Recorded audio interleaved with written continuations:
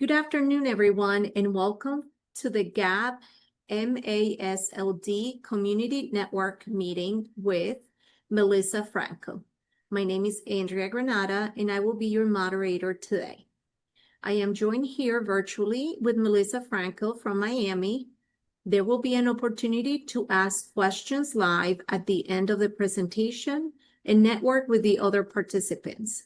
Now I will pass things off to Melissa and you can begin the presentation. Okay, hello, good afternoon, everybody. Thanks so much for joining today to our GAP Muscle MASH Community Network. Next, we will be discussing MASLD basics, which stands for Metabolic Associated Steatotic Liver Disease. And can we move on to the next slide, please?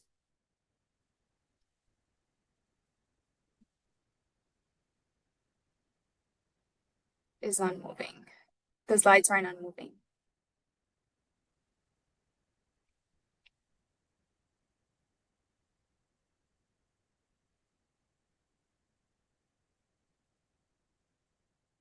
The slides are not moving. Okay, now let's go back. Okay, so my name is Melissa Franco. I'm a physician assistant at the University of Miami. I've been working in hepatology for quite some years. And please scan the QR code to record your attendance for this meeting. We're going to start by discussing and talking about steatotic liver disease and the new nomenclature. So I'm not sure if many of you know that as of 2023, there has been a shift in terms of fatty liver nomenclature. We no longer use NAFLD and NASH, but MASLD and MASH. And this is a wide spectrum of a disease, as we could see. Steatotic liver disease is a very wide spectrum. It has different subcategories. On the left-hand side, we could see the MASLD and MASH, which stands for metabolic dysfunction associated steatotic liver disease, which replaces the old NAFLD, and MASH, which is the metabolic dysfunction associated steatohepatitis, that is replacing the old NASH. MASLD are this group of patients that have fatty liver that don't have inflammation and fibrosis in the liver, and MASH are this group of patients that have fatty liver, fibrosis, and inflammation. Now, the other subcategory is MASLD, which are these group of patients that have MASLD, but also have greater amount of alcohol intake per week, more than 20 grams per day for females and more than 30 grams per day for males. But we have to quantify when we are with patients, the amount of alcohol that they're drinking per day. Just to give you an idea, one standard drink is 14 grams of alcohol, and this can equal 1 glass of wine, 1.5 ounce of liquor, or 1 beer. And according to the WSLD guidelines, moderate alcohol intake is up to 1 drink per day for females and no more than 2 drinks per day for males. However, patients that have underlying liver disease, they should not drink. Because alcohol will affect every person in a different way. Some patients won't have that much effect from alcohol and some others would. And now if your patients are drinking more than that, you know that they're shifting towards the alcoholic liver disease, which is the other category that we could see there, the alcohol associated liver disease, which is this group of patients that have a lot of fat secondary to alcohol intake. Now, we should also look at different causes or etiologies of fatty liver, such as drug-induced liver injury, medications that are well known to cause steatosis, like chronic prednisone use, amiodarone, tamoxifen, methotrexate, 5-FU.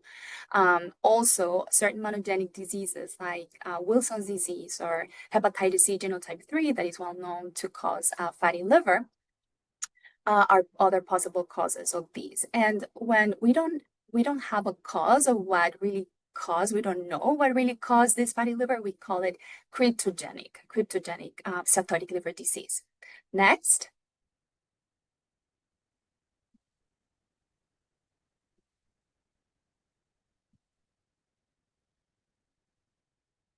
So our MASLD,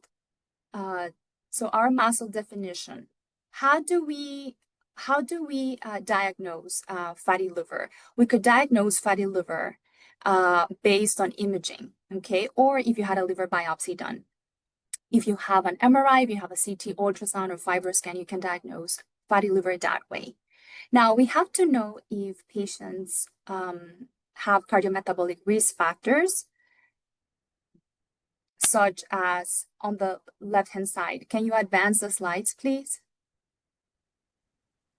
Melissa, I'm sorry. I don't know what happened in the background, but there is no, it wasn't capturing the slides. So I'm sorry, we're gonna have to start again if you don't Yeah, mind. yeah, it's okay. All right, so just give me 1 second.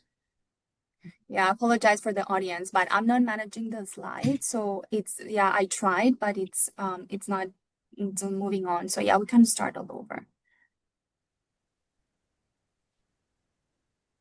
Okay, can you see the slides now? Yes. Okay.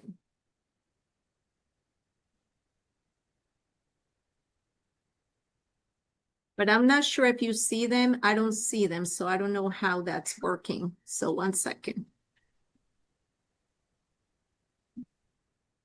Can you do me a favor, Melissa? I think if you click on the 3 dots that are on the top of your name, and you changed, or you click on my name and you change it to host, then I can take control over and I'll be able to present the slides on your behalf.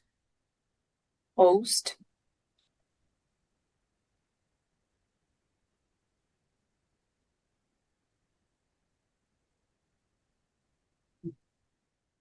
I don't have the option of changing it to host.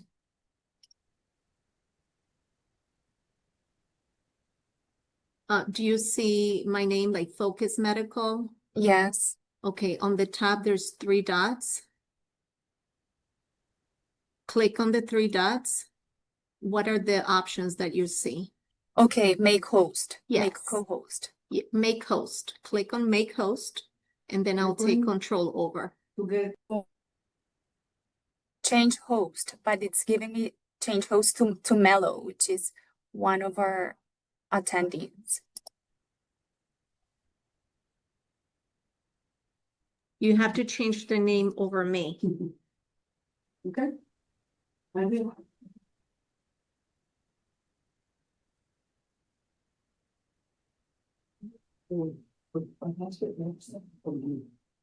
Okay. You changed it to Melo Cisneros. You click on her name. No, I did Because I see okay. the screen now, it says Melo Cisneros is the host. Okay, okay. But now she's the host, you're not gonna be able to switch it.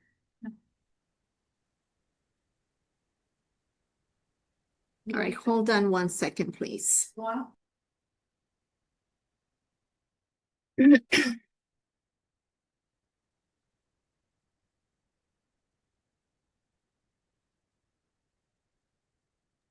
I'm gonna get my IT team to help us reroute this so we can share the screen. 1 moment. Invite.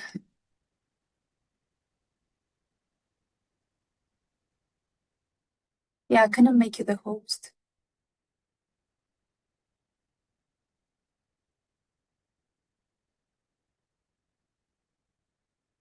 Now you're the host. I apologize for these technical difficulties to everyone.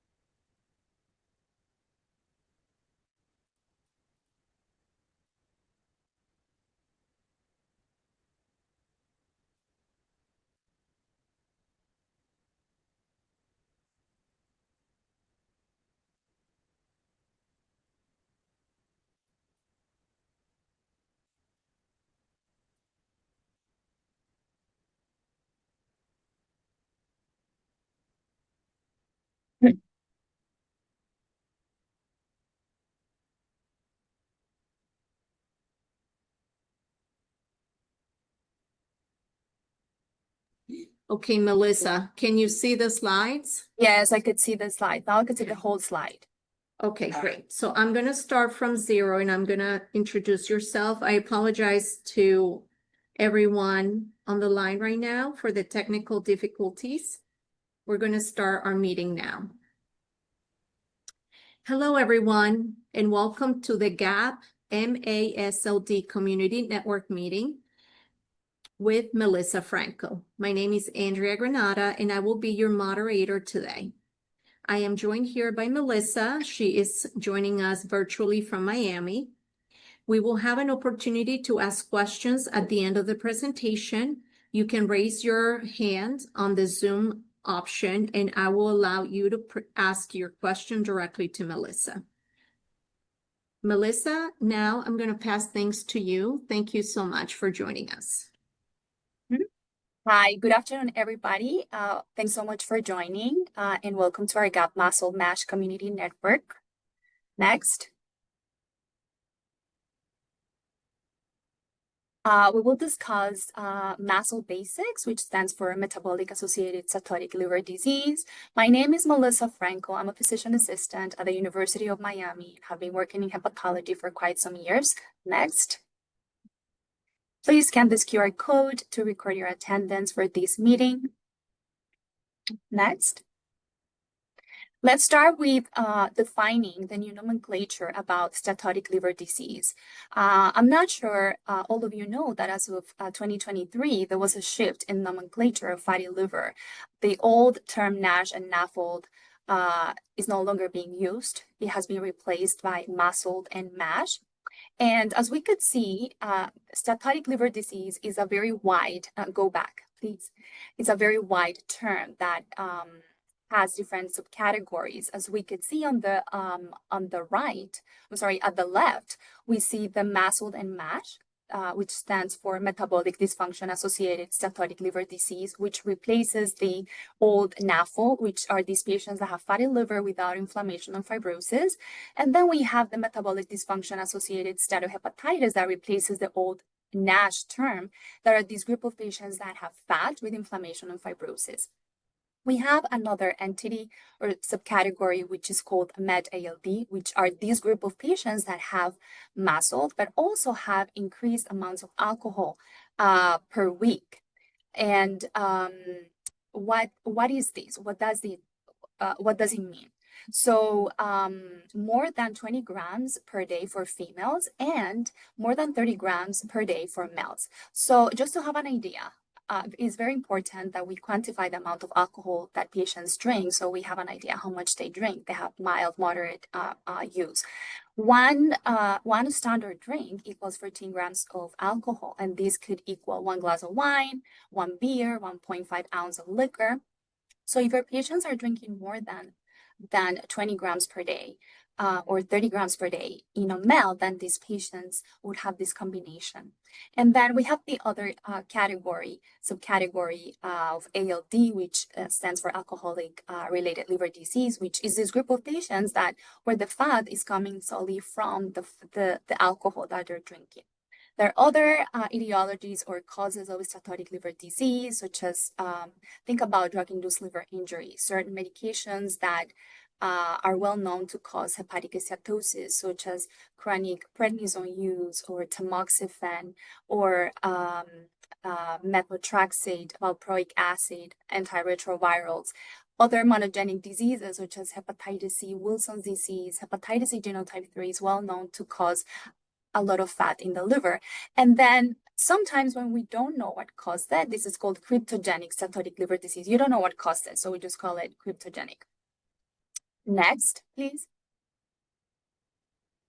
What is the MASLD definition? So how do you define steatotic liver disease? How do you diagnose it? You diagnose it through imaging, either from an abdominal ultrasound, CT, MRI, fibroscan, or if you have a liver biopsy. It's just the presence of fat in the liver. And we have to make sure that we know if these patients have cardiometabolic risk factors. And we'll dive into that later. So if patients have cardiometabolic criteria, now we have to look if there are any other causes of steatosis. If there is no other causes, then we know that this patient has MASLD or fatty liver. If there are other causes of steatosis, then we know that there's an overlap. Patients that have metabolic syndrome and then drink alcohol, or there is another combination etiology that is taking place. Now, if patients don't have any cardiometabolic risk factors and there are no other causes of steatosis, then these are labeled cryptogenic patients, cryptogenic fatty liver disease. And if there are other causes of steatosis, such as alcohol use, medications, or other monogenic diseases, then we know that that this is the cause. Next. So how will this change affect our practice? So as we know, MASLD replaces the old NAFLD and MASH replaces the old NASH. All the recommendations, according to the American Association for Study of Liver Disease practice guidance on NAFLD, could be applied to the new terminology MASLD and MASH, as well as all the results from history and biomarker validation studies among these patients are applicable to patients with MASLD and MASH. Next, please. So I want to dive into these cardiometabolic risk factors. You need at least 1 out of 5 cardiometabolic risk factors. And what are these? If your patient has a BMI greater than or equal than 25, or if there is a fasting glucose over 100 or equal than 100, or if patients are diabetic or pre-diabetics. Also, if blood pressure, another cardiometabolic risk factor, if blood pressure is over equal than 130/80, or if they are on antihypertensive medications, if triglycerides are over than or greater than 150, or if they are on lipid-lowering agents. And the other risk factor, cardiometabolic risk factor, is if females have an HDL less than 50 and males have an HDL less than 40, or if they are on lipid-lowering agent. Considering, so you take into account all these cardiometabolic risk factors, and you have to exclude significant alcohol consumption. So they have to be drinking less than 20 grams per day for female and 30 grams per day for male. Next.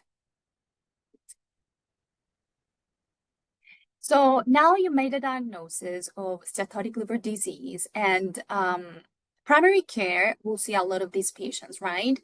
But also endocrinology and cardiology, because we see that these patients are commonly followed at those clinics.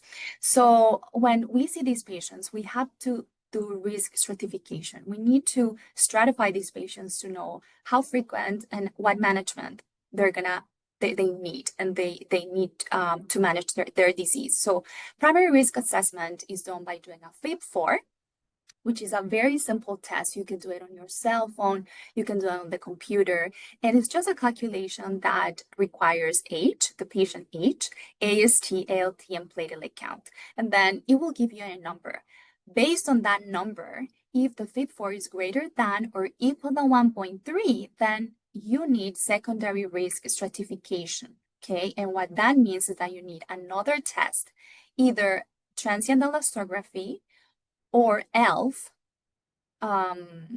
that will tell you if patients have, will give you more information about their the stage of their disease. So FibroScan is a simple test. We do it in our clinics very often. It's very simple. It takes about 10 minutes. It tells you how much fat and fibrosis our patients have. And the ELF test, or Enhanced Liver Fibrosis Panel, is a blood test that tells us also if patients are at increased risk for cirrhosis progression. So if patients fall under the low risk category, that means that they could be sent back to primary care or endocrinology, and they could do reassessment of the FIB-4 every couple of years. Now, how many years are recommended? It all depends on their underlying cardiometabolic risk factors. So if patients are diabetics or pre-diabetics and have 2 or more cardiometabolic risk factors, you need to do a FIB-4 every 1 to 2 years. If patients don't have diabetes and have less than 2 cardiometabolic risk factors, then you could do FIB-4 every 2 to 3 years.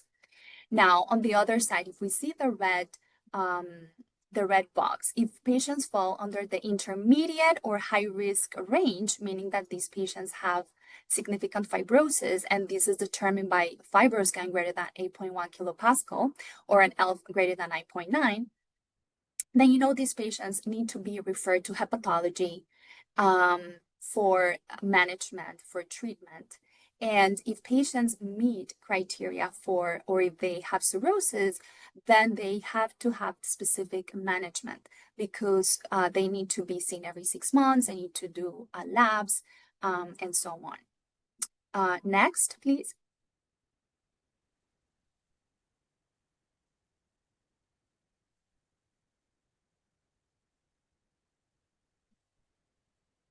And also, if your FIB4 is greater than 2.67, or your patients have persistently elevated liver enzymes, that is another reason why these patients need to be referred to hepatology, because we have to identify and manage this high-risk group that will progress over time, that can progress to cirrhosis. Next, please.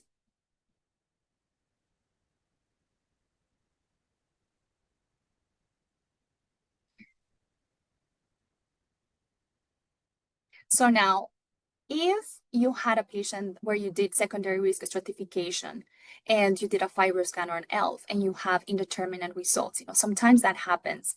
Would you order a liver biopsy? Yes, sometimes we tend to avoid liver biopsies because this is an invasive procedure, but sometimes this is needed, especially if you have discordant or indeterminate NITs, which stand for non-invasive test, such as the FibroScan or the ELF or the FIB4, or if you have evidence of persistent liver enzyme elevation and then you're suspecting something else like a drug-induced liver injury or autoimmune hepatitis, and you could do biopsy to stage these patients. Next, so if patients have mild fibrosis, stage 0 to 1, they could be seen next. They could be seen every 3 years. If patients have stage 2 to 3, they could be assessed annually, and you can offer pharmacotherapy. For example, medications to help lose weight or antifibrotics, GLP ones will help with weight loss in patients, and Rezdiffra, resmetirom will help with prevent progression to cirrhosis. And if patients are cirrhotics and they have stage 4, then they have to be managed accordingly by a hepatologist or a gastroenterologist. Make sure they have their HCC screening. As you know, these patients are at risk for cancer. They need to have labs regularly to assess their function, synthetic liver function, to screen for HCC or cancer. Every 6 months, they have to undergo endoscopies to rule out esophageal varices that sometimes could bleed and can rupture. So these patients need specific care, hepatology care. Next, please.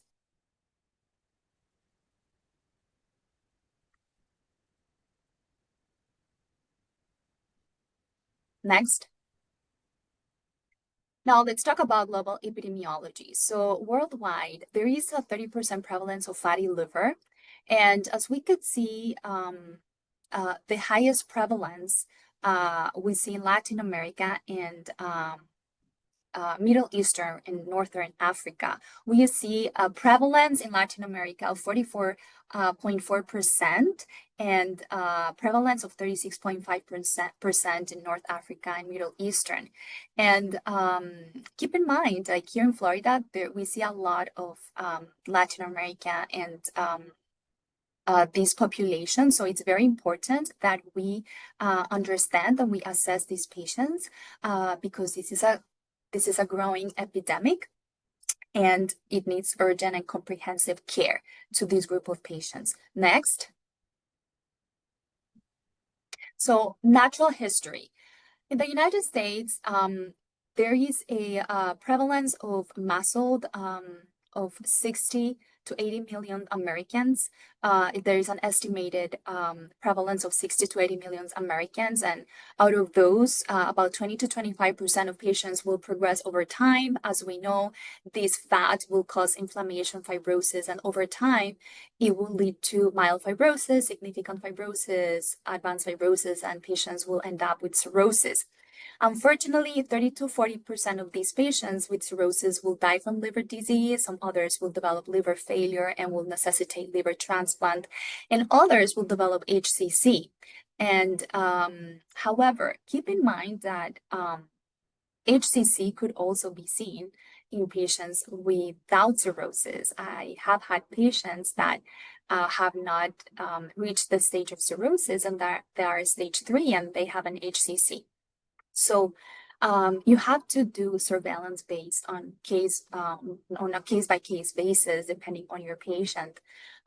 Also, some patients are fast progressors. Usually, it takes about 7 years to go from one stage to the other, but some patients do it quicker, faster than that, in about 10 years. So that's why it's very important that we stratify these patients and that we offer care and treatment before it's too late, before they progress to cirrhosis. Next.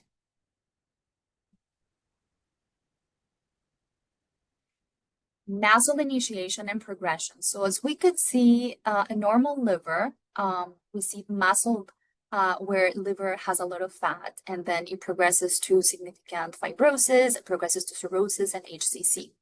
So there are some single nucleotide polymorphisms within certain genes that put patients at risk for fatty liver and MASLD and MASH.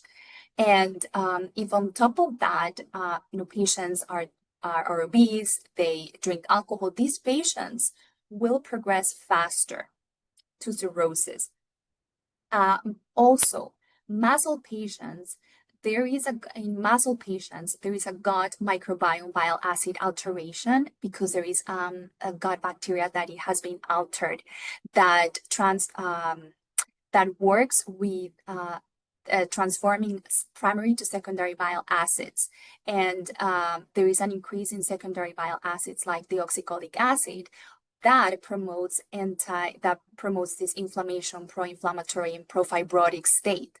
And there has also been seen in some studies that there is a decrease in microbial diversity, and has been a shift towards more gram-negative microbes in this population. Next. The American Association for the Study of Liver Disease Guidance of 2023 key points states that we have to identify this high-risk group, being these patients that have stage 2 to 4. So let's go back to different fibrosis stages. So liver has different stages of fibrosis that go from 0 to 4. So 4 is cirrhosis, 0 is no fibrosis, 1 mild, stage 2 moderate, stage 3 advanced fibrosis. So the high-risk group that we need to capture is this group of patients that have stage 2 or above, because these are the patients that we need to monitor and offer treatment.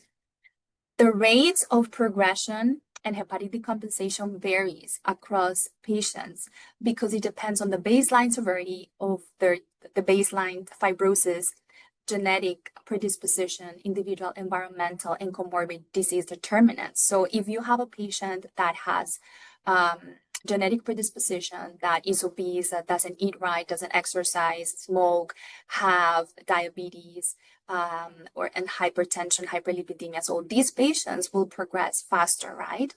The main cause, just keep in mind, the main cause of death in these patients is cardiovascular disease and non-hepatic malignancies in patients without advanced fibrosis.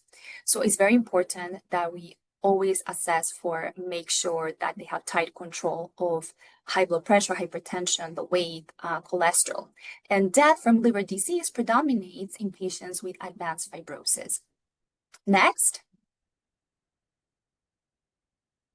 So let's move on to a case. So we're going to present patient JP. He's a 55-year-old white male with a BMI of 35 that was referred to our clinic for elevation of liver enzyme. This patient has had weight gain in the past previous years, and he complains of right upper quadrant discomfort.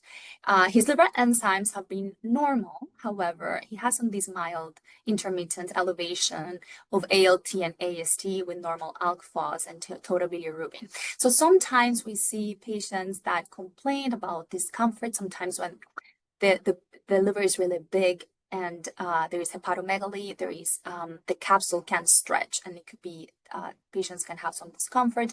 Next. This patient is obese, pre-diabetic, and hypertensive. Next. He has no known family history of liver disease, which is very important that we ask if patients have family history of liver disease, cirrhosis, hepatic malignancy. Next. He has rare alcohol consumption. Next. He's on lisinopril. Next. And on physical exam, there is central adiposity. Next. Think about other possible causes or etiologies that could add or worsen steatosis. Think about amiodarone in cardiac patients. Amiodarone causes steatosis, could worsen steatosis. Methotrexate. Think about rheumatoid arthritis that patients receive methotrexate. Think about tamoxifen in your females with a history of breast cancer, that usually this is given for 5 years. So usually patients are on tamoxifen, make sure the liver enzymes are tested, you do baseline fibroscan, but keep in mind that this could worsen steatosis. 5-FU is used in chemotherapy for a lot of cancers like breast cancer, rectal cancer, colon cancer, and it could also worsen steatosis. Corticosteroids in patients that need to be immunosuppressed. Valproate, antiretrovirals in your HIV patients could also worsen this fat. And other additional etiologies like Wilson's disease, that we could see a lot of fat, hepatitis C, genotype 3, celiac disease, malnutrition, parenteral nutrition, lysosomal acid lipase deficiency, and A beta lipoproteinemia, which is a very rare inherited disorder where the body is unable to absorb fat and fat-soluble vitamins. So think about these other causes. Next. So for our patient, which labs are we going to order? So we know that he had mild liver enzyme elevation. So in all patients that have elevated liver enzymes, always rule out viral hepatitis, right? To make sure that they have never been exposed and they should be vaccinated. Then we order autoimmune and genetic workup, meaning autoimmune, we order markers that test for autoimmune hepatitis or PBC or PSC. So we order the AMA, the ANA, the smooth muscle antibodies, and alpha-1 antitrypsin, your iron saturation. Some patients have iron overload, so that could also affect your liver, so it's important that we also assess for that. Of course, we're going to do our baseline CBC, CMP, and INR. So why do we do this test? Because very important, you can go back, please. The CBC, because usually patients that have progressed and that have cirrhosis, you would see low platelet count or thrombocytopenia. In your CMP, you will have low albumin and elevated bilirubins, and INR will be high because some of these patients when they have advanced disease, they could present with elevated INRs. And we could do an HIV. Of course, every fatty liver patient, I always assess for hemoglobin A1C, diabetes, and lipid panel to make sure they are at target. Thyroid function, very important. Abnormal thyroid function could elevate enzymes. It could also add in difficulty with weight loss. And in patients that you're suspecting alcohol use, that are not telling you that they're drinking, which sometimes patients will lie to you and they will deny that they drink alcohol, and then you do PEth and then it's positive. So PEth, it's a blood work that you can order that will tell you if patients have been drinking in moderate amounts, and usually will tell you at least 2 weeks. It will test if patients have been drinking for the last 2 weeks. They have had moderate alcohol intake for the past 2 weeks. So on the right side, we see an abdominal ultrasound. The top part, we see that echogenicity it's very similar. And at the bottom, we see that there is increased echogenicity compared to kidney. So there is evidence of moderate to severe hepatic steatosis. Next. So back to our patient, we had the ultrasound done, and the ultrasound showed that there was a lot of fat, hepatic steatosis, and no evidence of portal hypertension. So what to look for on an ultrasound if a patient has cirrhosis? First, the liver, instead of being smooth, is going to be nodular, and the spleen is going to be enlarged. Now, in this case, in this patient, we have a normal spleen and a liver with a smooth contour that have fatty liver, but no evidence of portal hypertension. Next. We could see from a liver biopsy of a patient, the top part, we see a patient with isolated fatty liver steatosis, and the bottom part, we see steatohepatitis. So we see the globules at the top. These are filled with fat. At the bottom, we see ballooning of the hepatocytes, which is very typical of patients with steatohepatitis. And then the blue portion, we see that there is some fibrosis or scar tissue. Now, do all patients need a liver biopsy? No, but if you have there is diagnostic uncertainty, or you have discordant results. For example, you have a very high FibroScan and you have normal labs, normal FIB4, normal ELF, and then just something doesn't click, then you could do a liver biopsy to stage for sure, where your patient is at in terms of fibrosis. And if patients are over 65, because sometimes they have, if you suspect that they have lung disease and they have been drinking alcohol because they have had the disease for a long time, so a liver biopsy could be beneficial. Of course, we try to avoid biopsy because this is an invasive procedure, but sometimes we need to do it. And also, if you're suspecting an underlying drug-induced liver injury or iron overload, or if you're suspecting that this patient has concomitant autoimmune hepatitis, which happens, then we need to know what's driving the elevation. Is the autoimmune hepatitis, or is the fat in the liver? Next. So from our chart, our patient, as we could see, he met 3 out of 5 cardiometabolic criteria. He's obese, he's pre-diabetic, he's hypertensive, so he meets cardiometabolic criteria, and there are no other causes of steatosis, so this patient has MASLD. Next.